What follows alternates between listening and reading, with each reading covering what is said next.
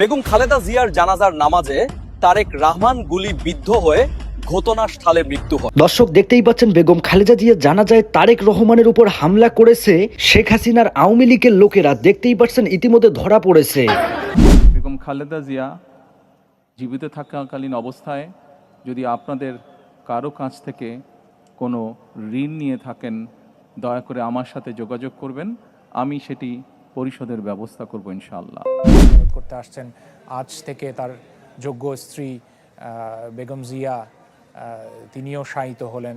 আমরা লক্ষ্য করছি যে প্রক্রিয়া অনুযায়ী আনুষ্ঠানিকতা রয়েছে। খালেদা জিয়ার সাথে আমি জেল কেটেছি, আমি খালেদা জিয়ার সাথে জেল কেটেছি 4 মাস 20 দিন ছিলাম, আমি 12 দিন রিমান্ড কেটেছি।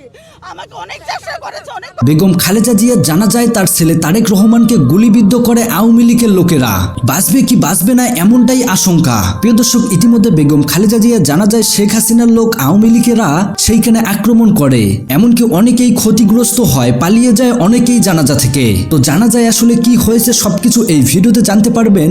তাছাড়াও তারেক রহমানের উপর কিভাবে আক্রমণ করা হলো তাও জানতে পারবেন। তাই বেশি বাড়তি কথা না বলে আগে আমরা সরাসরি ভিডিওতে চলে যাই। বিসমিল্লাহির রহমানির রহিম। আমি মরহুমা বেগম খালেদা জিয়ার বড় সন্তান তারেক রহমান। আমি আজকে এখানে উপস্থিত সকল ভাইয়েরা এবং বোনেরা যারা উপস্থিত আছেন, মরহুমা বেগম খালেদা জিয়া জীবিত থাকাকালীন অবস্থায় যদি আপনাদের কারো কাছ থেকে কোনো ঋণ নিয়ে থাকেন, দয়া করে আমার সাথে যোগাযোগ করবেন, আমি সেটি পরিশোধের ব্যবস্থা করব ইনশাআল্লাহ।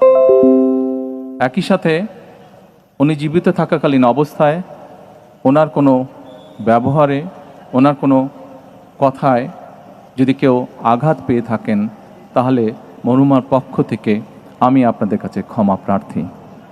দোয়া করবেন আল্লাহ তাআলা যাতে ওনাকে বেহেশত দান করেন। আসসালামু আলাইকুম। জিয়ারত করতে আসছেন আজ থেকে তার যোগ্য স্ত্রী বেগম জিয়া, তিনিও শায়িত হলেন।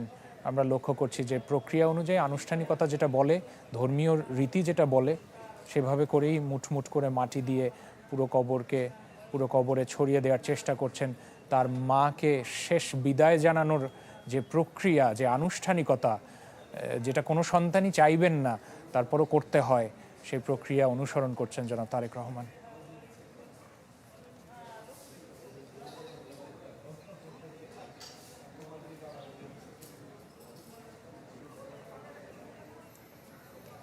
এরপর তার কর্ম থেকে যাবে, তার রাজনৈতিক বর্ণিল ইতিহাস, বর্ণিল ক্যারিয়ার থেকে যাবে। কিন্তু আজকের পর আর এই মুহূর্তের পর যারা নারী সদস্য রয়েছেন পরিবারের, তাদের কাছ থেকে শেষ স্পর্শ, সেই স্পর্শ নিয়ে নিচ্ছেন কর্মীরা। সেই মাটিও এই কবরে স্থান করে নিবে, এই কবরে ছিটিয়ে দেওয়া হবে। এখন পর্যন্ত খুব ধর্মীয় নীতি অনুসারে, রীতি অনুসারে শুধুমাত্র পুরুষ কর্মীরা বা পুরুষ সদস্যরা এই সমাধির কাজ করে থাকেন বা সমাধিস্থ করে থাকেন, আপনারা জানেন।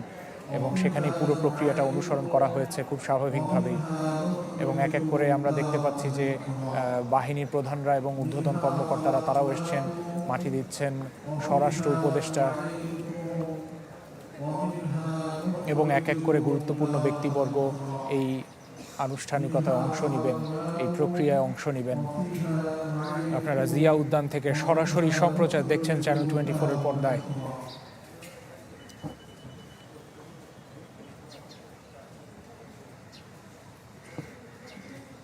না জানে কত মানুষ এখন এই জিয়া উদ্যানের বাইরে অধীর আগ্রহে অপেক্ষা করছেন। তারা আবেগাপ্লুত, তারা কিছুক্ষণ আগে জানাজায় অংশ নিয়েছেন। আমরা বিএনপি মহাসচিব মির্জা ফখরুল ইসলাম। খালেদা জিয়াকে নিয়ে বাংলাদেশে হয়তো বায়োপিক বানানো হবে কখনো। সেই বায়োপিকে ফাতেমা বেগমের ঠাঁই হবে কিনা কে জানে, কিন্তু অবশ্যই খালেদা জিয়ার পাশাপাশি ফাতেমা বেগমকেও প্রাসঙ্গিক করে তোলা উচিত। মানুষের মাঝে ফাতেমার গল্পটাও তুলে ধরা উচিত। কিভাবে ভোলা থেকে আসা এক নিম্নবিত্ত তরুণী স্বামীহারা এক নারী হয়ে উঠেছিলেন দেশের সাবেক একজন প্রধানমন্ত্রীর বিশ্বস্ত সহচর। খালেদা জিয়ার একটা ছবি আছে। 2014 সালের একপাক্ষিক নির্বাচনের আগে বিএনপির মার্চ ফর ডেমোক্রেসি কর্মসূচি চলছে। তখন প্রশাসনের তরফ থেকে বালুর ট্রাক দিয়ে তার গুলশানের বাসার সামনে প্রতিবন্ধকতা তৈরি করা হলো। পল্টনে জনসভায় যাওয়ার জন্য খালেদা জিয়া বাসা থেকে বের হবেন, কিন্তু তাকে বাসা থেকেই বের হতে দেবে না পুলিশ। তখন খালেদা জিয়ার সঙ্গে থাকা বিএনপি নেতাকর্মীদের সাথে বাসার গেটে কয়েক দফা ধস্তাধস্তি হয় পুলিশের। খালেদা জিয়া সেই পরিস্থিতিতেই সাংবাদিকদের সঙ্গে কথা বলেছিলেন। তখন তার পাশে ছায়ার মতো দাঁড়িয়েছিলেন ফাতেমা বেগম। ধাক্কাধাক্কির মধ্যে তার পুরো মনোযোগ ছিল খালেদা জিয়ার দিকে। তার ম্যাডামের গায়ে যেন কোনো আঁচড় না লাগে। ওই 5-10 মিনিটের সময়টা আসলে ফাতেমার সারা জীবনের গল্প বলে দেয়। 2009 সাল থেকে খালেদা জিয়ার গৃহকর্মী হিসেবে কাজ করছেন ফাতেমা। বিয়ের কয়েক বছরের মাথায় স্বামীকে হারিয়ে 2 সন্তানের এই জননী ঢাকায় এসেছিলেন কাজের খোঁজে। ঠাঁই হয়েছিল বিএনপি চেয়ারপারসন এবং তৎকালীন বিরোধী দলীয় নেত্রীর বাসায়। সেই থেকে শুরু করে এবছরের নভেম্বরে খালেদা জিয়া অসুস্থ হয়ে হাসপাতালে ভর্তি হওয়ার আগে পর্যন্ত গত 16 বছর ধরে তিনি ছিলেন খালেদার ছায়াসঙ্গী।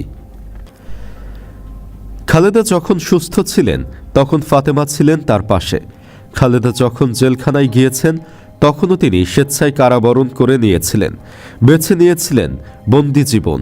এমনকি কোভিড প্যান্ডেমিকের সময় খালেদা জিয়া যখন করোনায় আক্রান্ত হয়েছেন তখনও ফাতেমা নিজের জীবনের রিস্ক জেনেও তাকে ছেড়ে যাননি, এক মনে সেবা করে গেছেন।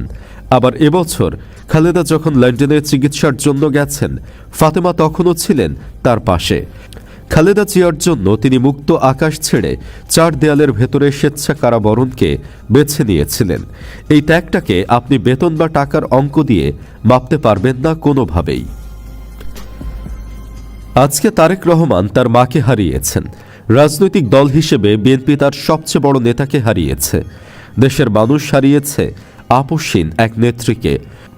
ফাতেমা বেগম কি হারিয়েছেন সেই খোঁজটা কেউ হয়তো রাখবে না আজ। ফাতেমা নিজেও হয়তো তার শূন্যতার কথা বলতে যাবেন না কাউকে, কারণ ফাতেমা বেগমরা স্বজন হারানোর বেদনাকে বিক্রি করতে পারেন না। তাদের বেদনা ভীষণ ব্যক্তিগত। গত 16-17 বছরে খালেদা জিয়া অনেক দুঃসময় পাড়ি দিয়েছেন। জিয়া পরিবারও খুব খারাপ সময় পার করেছে। ফাতেমা বেগমের মতো মানুষেরা সেই দুঃসময়ে লয়ালিটির সর্বোচ্চ প্রমাণ দিয়েছেন। আমার মতো আপনারাও জানেন, ইতিহাস এই মানুষগুলোকে মনে রাখবে না। বিএনপি ক্ষমতায় গেলেও ফাতেমা শত শত কোটি টাকার মালিক হবেন না। তাই ফাতেমাদের গল্পগুলো জানা জরুরি, ফাতেমা বেগমদের গল্পগুলো বলাও এজন্য জরুরি। খোঁজ নিয়ে জানা গেছে ফাতেমা নাকি ম্যাডামের শোকে বারবার মূর্ছা যাচ্ছেন। তার কথা বলার শক্তি নেই। ফাতেমার 2 মেয়ে এখন তাকে সেবা যত্ন করছেন। কঠিন সময় শুধু শারীরিক পরিচর্যাই নয়, একজন কেয়ার গিভার হিসেবে ফাতেমা খালেদা জিয়াকে মানসিক ও আবেগিক সমর্থন জুগিয়েছেন, যা দ্রুত আরোগ্যের জন্য অত্যন্ত জরুরি। দুঃসময়, কঠিন সময়, রোগশোক কিংবা বন্দিত্বের মুহূর্তে ফাতেমা নীরবে নিঃস্বার্থভাবে ছায়ার মতো ছিলেন বেগম খালেদা জিয়ার পাশে, যা পারেনি খালেদা জিয়ার ছেলে, পুত্রবধূ বা কোনো রাজনৈতিক নেতা। কথাটি আবেগী হলেও কেউ কেউ সামাজিক যোগাযোগ মাধ্যমে দাবি তুলেছেন ফাতেমা অথবা তার পরিবারের কাউকে যেন ধানের শীষের মনোনয়ন দেওয়া হোক। কেউ কেউ আবার দাবি তুলেছেন ফাতেমার জন্য এমন কোনো ব্যবস্থা যেন তারেক রহমান করেন যাতে বাকি জীবন আরামে কাটাতে পারেন ফাতেমা।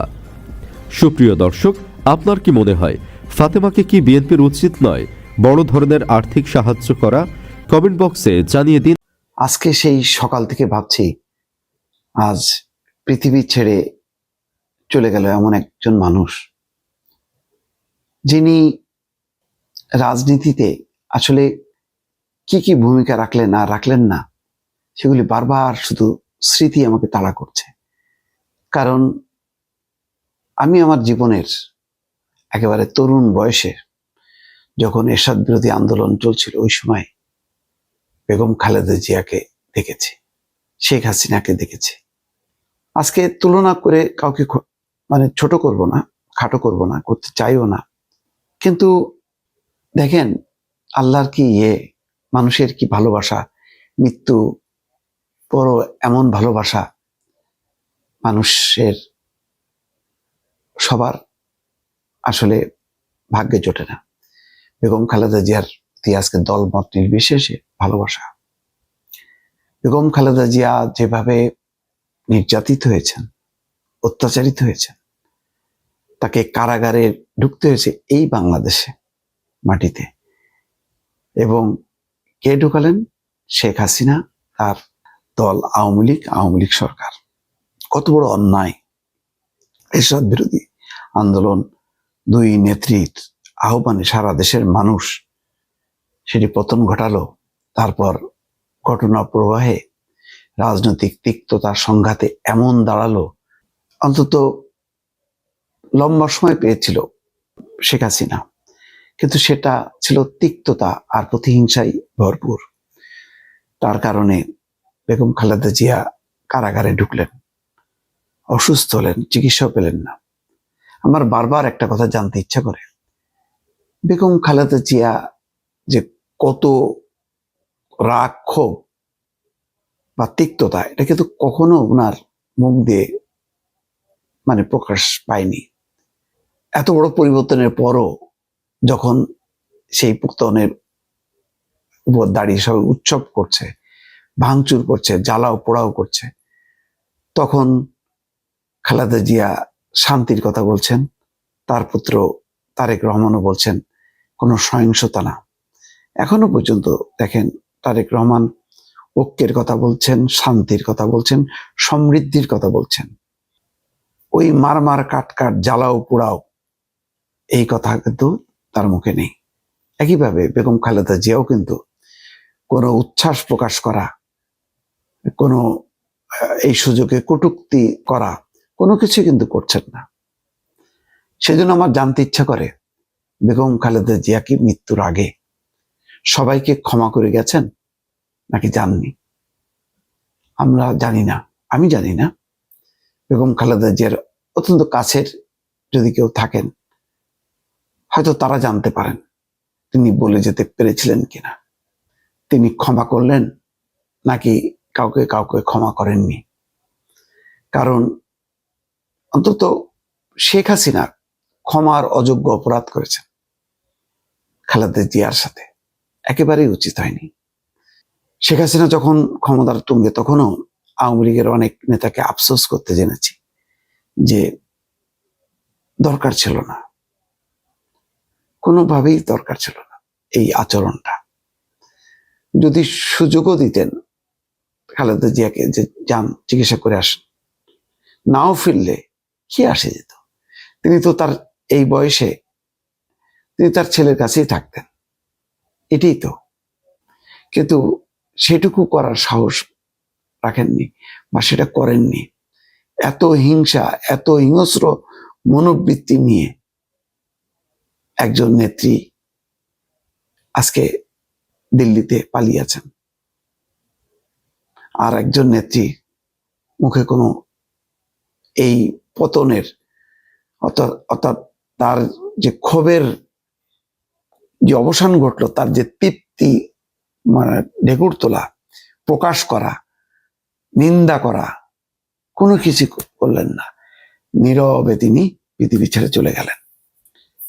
এই ঘটনা প্রবাহটা, এই মূল্যায়নটা কি আওয়ামী লীগের তো লক্ষ লক্ষ কর্মী সমর্থক আছে, নেতারা আছেন, তারা কি মূল্যায়ন করবেন? তারা কি তুলনা করতে পারবেন? তাদের নেত্রীর যে ভাষণগুলো তো এখনো আছে, প্রতিদিন তো শুনি মরে তো না, বয়স তো কম হলো না, কান্নাকাটি করে লাভ কি? এই যে কথাবার্তাগুলো এখনো রেকর্ডে আছে, ইউটিউবে আছে, সার্চ দেন।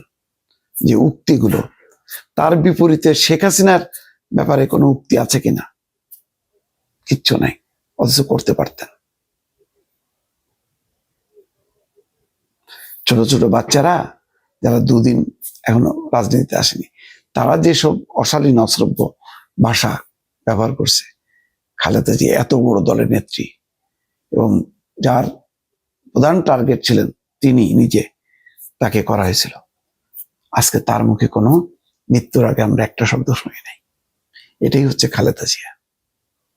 আমার বারবার সত্যি জানতে ইচ্ছে করে, খালেদা জিয়া কি মৃত্যুর আগে তার প্রতি যারা হিংস্র আচরণ করেছে, হিংসার চরিতার্থ করেছেন, কষ্ট দিয়েছেন, তাদেরকে কি তিনি ক্ষমা করে গেছেন নাকি ক্ষমা করেন। প্রিয় দর্শক, এতক্ষণ থেকে পুরো ভিডিওটি প্রথম থেকে শেষ পর্যন্ত দেখার জন্য আপনাদেরকে অসংখ্য ধন্যবাদ। পুরো ভিডিওতে দেখতেই পেলেন বিএনপির ভারপ্রাপ্ত চেয়ারম্যান তারেক রহমান, তাকে নাকি জানাজার সময় আক্রমণ করা হয়েছিল, কিন্তু সেখানে করতে পারেনি। অবশেষে সুষ্ঠুভাবেই তার মায়ের জানাজাটা হয়েছে। দেশের প্রথম প্রধানমন্ত্রী বেগম খালেদা জিয়া দেশের প্রতি যেই অবদান রয়েছে সেইটা টোটালি অপরিসীম। ইতিমধ্যে পুরো ভিডিওতে দেখতেই পেলেন তাকে কিভাবে সম্মান করে জানাজা দেওয়া হলো। তো পুরো ভিডিও দেখার পর আপনাদের মতামত কি কমেন্ট বক্সে জানাবেন, পারলে ভিডিওটি শেয়ার করে দিবেন। আল্লাহ হাফেজ।